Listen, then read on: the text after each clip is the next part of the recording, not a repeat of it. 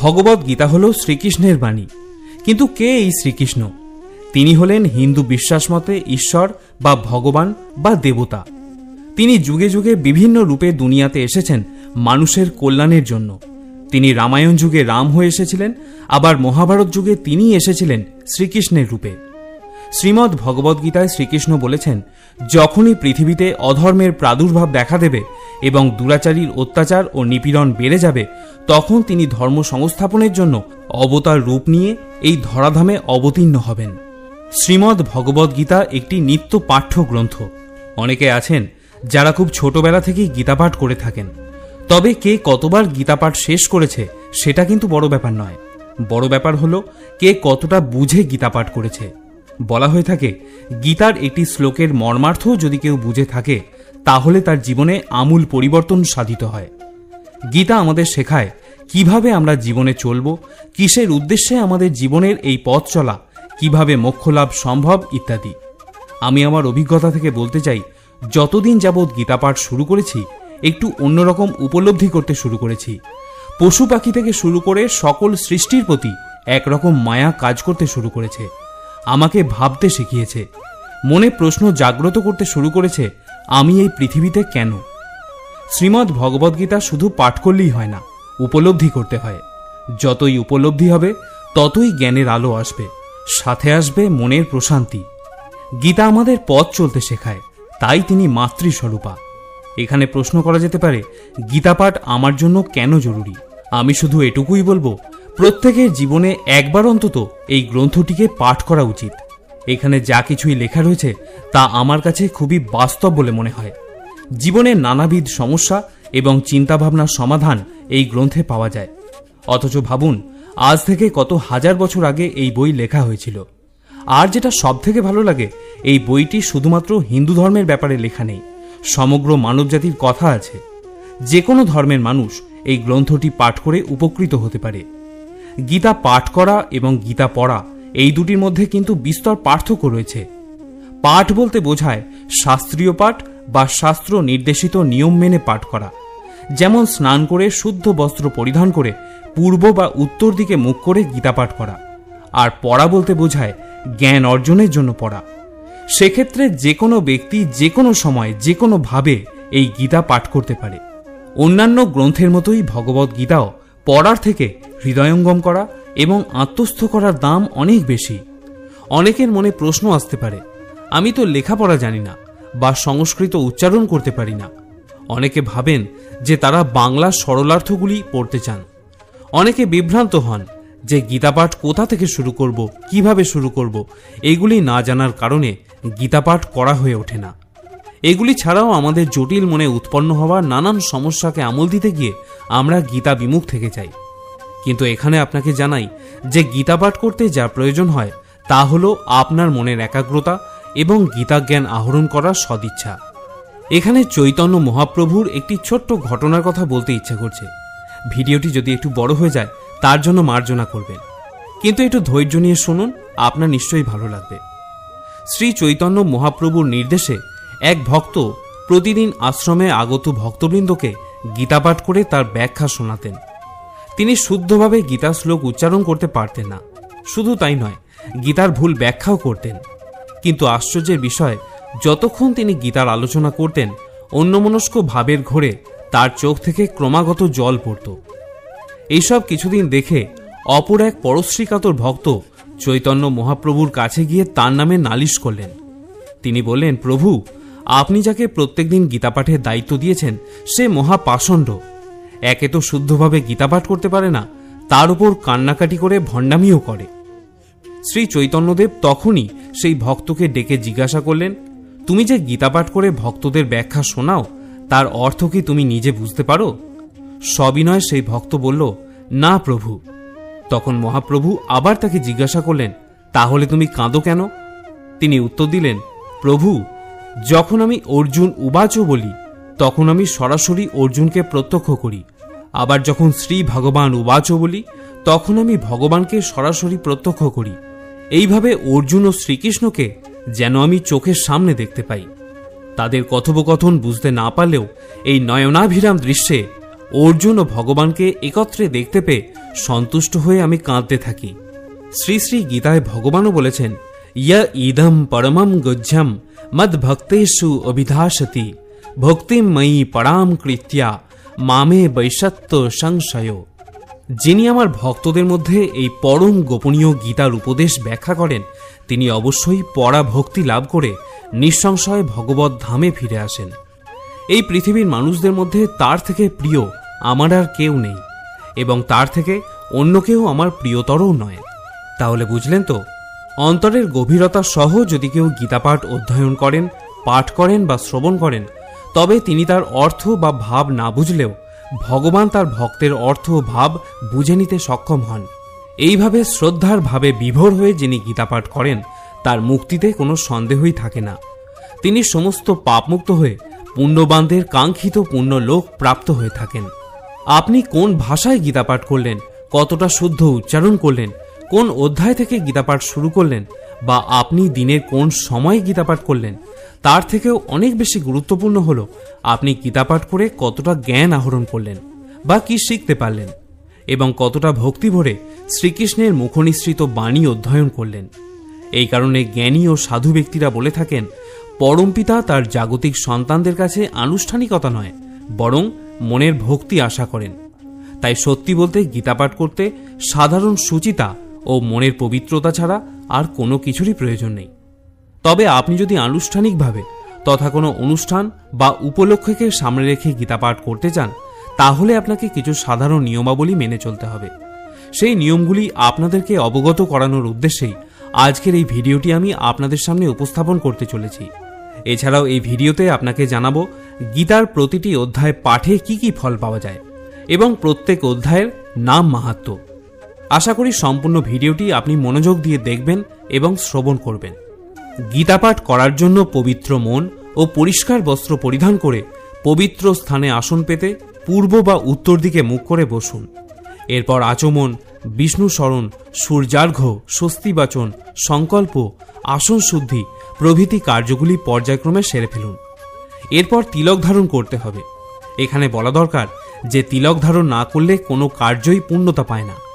বৈষ্ণব সমাজে এই মতবাদ প্রচলিত রয়েছে।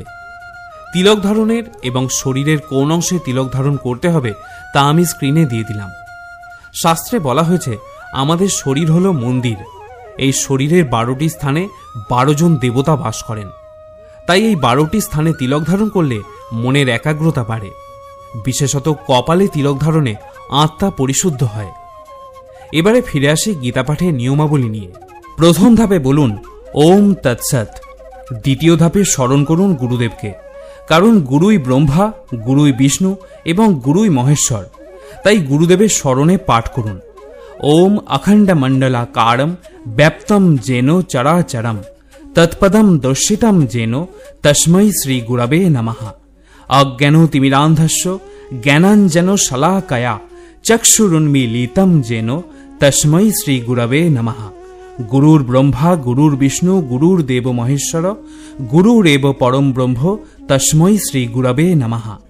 গুরুমন্ত্র পাঠ করা শেষ হলে তৃতীয় ধাপে নিজের পিতামাতাকে প্রণাম করুন, কারণ পিতামাতাই আমাদের জাগতিক ঈশ্বর।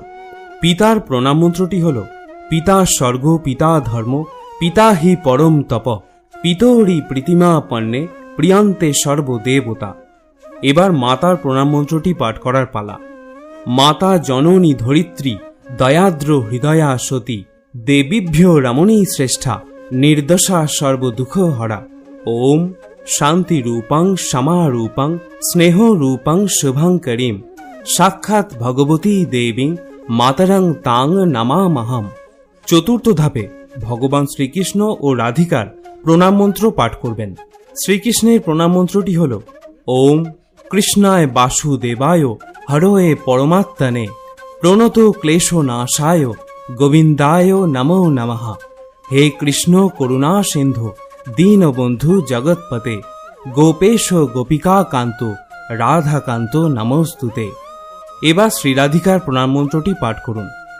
তপ্ত কাঞ্চন গৌরাঙ্গী রাধে বৃন্দাবনেশ্বরী বৃষভানু সুতে দেবী প্রণামামি হরিপ্রিয়ে। পঞ্চম ধাপে সরস্বতী ব্যাসাদি প্রণাম মন্ত্র উচ্চারণ করুন। নারায়ণম নমস্কৃত্য নরং চৈব নরোত্তমম দেবীং সরস্বতীং চৈব ততো জয় মুদীরয়েৎ। ষষ্ঠ ধাপে হাত জোর করে ওম নমো ভগবতে বাসুদেবায় নমঃ এই মন্ত্রটি 3 বার পাঠ করে শ্রী শ্রী গীতাকে পুষ্পাঞ্জলি অর্ঘ্য নিবেদন করুন। এরপর সপ্তম ধাপে গীতা গ্রন্থটি খুলুন এবং হাত জোরপূর্বক পাঠ করুন ওম অশ্ব শ্রীমদ্ ভগবদ গীতা মালা মন্ত্রস্য শ্রী ভগবান বেদ ব্যাস ঋষি অনুষ্টুপ ছন্দ শ্রীকৃষ্ণ পরমাত্মা দেবতা অশোচান্য শোচস্তং প্রজ্ঞাবাদাংশ্চ ভাষসে ইতি বীজম সর্বধর্মান পরিত্যজ মামেকং শরণং ব্রজ ইতি শক্তি অহং তাং সর্ব পাপেভ্যো মোক্ষয়িষ্যামি মা শুচ ইতি কিলকম। এরপর অষ্টম ধাপে শ্রীমদ্ ভগবদ গীতার ধ্যান বা মঙ্গলাচরণ হাত জোর করে পাঠ করবেন। ওম হরি ওম তৎসৎ ওম নমো ভগবতে বাসুদেবায় অথ শ্রীমদ্ ভগবদ গীতার মঙ্গলাচরণম প্রারম্ভম। ওম পার্থায় প্রতিবোধিতাং ভগবতা নারায়ণেন স্বয়ং ব্যাসেন গ্রথিতাং পুরাণ মুনিনা মধ্যে মহাভারতম অদ্বৈতামৃতবর্ষিণীং ভগবতী মষ্টাদশাধ্যায়িনীম অম্ব তাম অনুসন্দধামি ভগবদ্গীতে ভবদেশিনীম। এটি ছিল গীতার মঙ্গলাচরণের প্রথম শ্লোক। এরকম আরও 8টি শ্লোক তথা মোট 9টি শ্লোক নিয়ে গঠিত শ্রী শ্রী গীতার মঙ্গলাচরণ। যদি সম্ভব হয় তাহলে সবগুলি শ্লোকই পাঠ করবেন। মঙ্গলাচরণ পাঠ শেষ করে বলুন ওম ইতি শ্রীমদ্ ভগবদ গীতার মঙ্গলাচরণম সমাপ্তম। এরপর নবম ধাপে শ্রী শ্রী গীতা গ্রন্থখানি পাঠ করা শুরু করুন। ধরা যাক আপনি চতুর্থ অধ্যায়ের সপ্তম এবং অষ্টম শ্লোক দুটি পাঠ করবেন, তাহলে হাত জোর করে বলুন অথ শ্রীমদ্ ভগবদ গীতা চতুর্থ অধ্যায় জ্ঞানযোগ সপ্তম ও অষ্টম শ্লোক। এবার সংস্কৃত শ্লোক বলতে শুরু করুন। यदा यदा हि धर्मस्य ग्लानिर्भवति भारत अभुत्थानं धर्मस्य तदात्मानं सृजामहं परित्राणाय साधूनां विनाशाय च दुष्कृतां धर्म संस्थापनार्थाय সম্ভবামি যুগে যুগে। সরলার্থ, হে ভারত, যখনই ধর্মের অধঃপতন হয় এবং অধর্মের অভ্যুত্থান হয় তখন আমি নিজেকে প্রকাশ করে অবতীর্ণ হই সাধুদের পরিত্রাণ করার জন্য এবং দুষ্কৃতকারীদের বিনাশ করার জন্য এবং ধর্ম সংস্থাপনের জন্য আমি যুগে যুগে এই ধরাধামে অবতীর্ণ হই। দশম ধাপ। এই পর্যন্ত পাঠ করে আপনি যদি গীতা পাঠ শেষ করতে চান তাহলে বলুন ওম তৎসৎ ইতি শ্রীমদ্ ভগবদ গীতাসু উপনিষদসু ব্রহ্মবিদ্যায়াং যোগশাস্ত্রে শ্রীকৃষ্ণার্জুন সংবাদে জ্ঞানযোগ নামকং চতুর্থ অধ্যায় একাংশেন সমাপ্তম। এখানে বলে রাখি, যদি আপনি সম্পূর্ণ অধ্যায় পাঠ করে থাকেন তাহলে একাংশেন শব্দটির উচ্চারণের প্রয়োজন নেই। একাদশতম ধাপে শ্রী শ্রী গীতার মাহাত্ম্য পাঠ করুন। মনে রাখবেন, আপনি শ্রী শঙ্করাচার্য প্রণীত গীতা মাহাত্ম্য বা শ্রীল ব্যাসদেবকৃত গীতা মাহাত্ম্য বা শ্রী বৈষ্ণবীয় তন্ত্রসারোক্ত গীতা মাহাত্ম্য যে কোনো মতের গীতা মাহাত্ম্য থেকে যে কটি ইচ্ছা শ্লোক সরলার্থ সহ পাঠ করবেন। দ্বাদশ ধাপে পরম পুরুষ ভগবান শ্রীকৃষ্ণের কাছে ক্ষমা ভিক্ষা করুন, কারণ কৃষ্ণন্তু ভগবান স্বয়ং ঈশ্বর পরমঃ কৃষ্ণ সচ্চিদানন্দ বিগ্রহ অনাদিরাদি গোবিন্দ সর্বকারণ কারণম। ক্ষমা ভিক্ষা মন্ত্রটি হল ওম যদক্ষরং পরিভ্রষ্টং মাত্রাহীনঞ্চ যদ ভবেৎ পুণ্যং ভবতু তৎসর্বং তৎপ্রসাদাৎ জনার্দন পূর্ণমদঃ পূর্ণমিদং পূর্ণাৎ পূর্ণমুদচ্যতে পূর্ণস্য পূর্ণমাদায় পূর্ণমেবাবশিষ্যতে। জয় গীতা, জয় গীতা, জয় গীতা। ত্রয়োদশ ধাপে শ্রী শ্রী গীতার 18টি গুহ্য নাম কীর্তন করুন। ওম গঙ্গা গীতা চ সাবিত্রী সীতা সত্যা পতিব্রতা ব্রহ্মাবলী ব্রহ্মবিদ্যা ত্রিসন্ধ্যা মুক্তি গেহিনী অর্ধমাত্রা চিদানন্দা ভবগ্নি ভ্রান্তিনাশিনী বেদত্রয়ী পরানন্দা তত্ত্বার্থ জ্ঞান মঞ্জুরি। এরপর 14 নম্বর ধাপে পঞ্চতত্ত্বসহ তারক ব্রহ্ম মহানাম জপ করুন। জয় শ্রীকৃষ্ণ চৈতন্য প্রভু নিত্যানন্দ শ্রী অদ্বৈত গদাধর শ্রীবাসাদি গৌর ভক্তবৃন্দ। হরে কৃষ্ণ কৃষ্ণ কৃষ্ণ হরে হরে, হরে রাম রাম রাম হরে হরে। এরপর অন্তিম ধাপে শান্তি মন্ত্র উচ্চারণ করুন। সর্বে সুখীন ভবন্তু, সর্বে সন্তু নিরাময়া, সর্বে ভদ্রাণি পশ্যন্তু, মা কশ্চিৎ দুঃখ ভাগ ভবেত। সকলে সুখী হন, নীরোগ হন এবং প্রশান্তি লাভ করুন। কেউ যেন দুঃখ ভোগ না করে। ওম শান্তি, ওম শান্তি, ওম শান্তি। এবারে আসুন জেনে নেওয়া যাক গীতার প্রতিটি অধ্যায় পাঠে কি কি ফল পাওয়া যায়। গীতার প্রথম অধ্যায় পাঠ করলে মানুষের মন পবিত্র হয়। দ্বিতীয় অধ্যায় পাঠ করলে নির্মলতা লাভ করা যায়। তৃতীয় অধ্যায় পাঠ করার ফলে সর্বপাপ দূর হয়ে যায়। চতুর্থ অধ্যায় পাঠ করলে ব্রহ্ম হত্যা এবং স্ত্রী হত্যাজনিত পাপ তৎক্ষণাৎ দূর হয়ে যায়। পঞ্চম অধ্যায় পাঠ করলে চৌর্য মহাপাপ দূর হয়। ষষ্ঠ অধ্যায় পাঠ করার ফলে মন্দ ভাগ্য বিনাশ হয়। সপ্তম অধ্যায় পাঠ করলে বুদ্ধির নির্মলতা লাভ করে। অষ্টম অধ্যায় পাঠ করার ফলে অখাদ্য ও অপেয়জাত সকল প্রকার পাপ দূর হয়।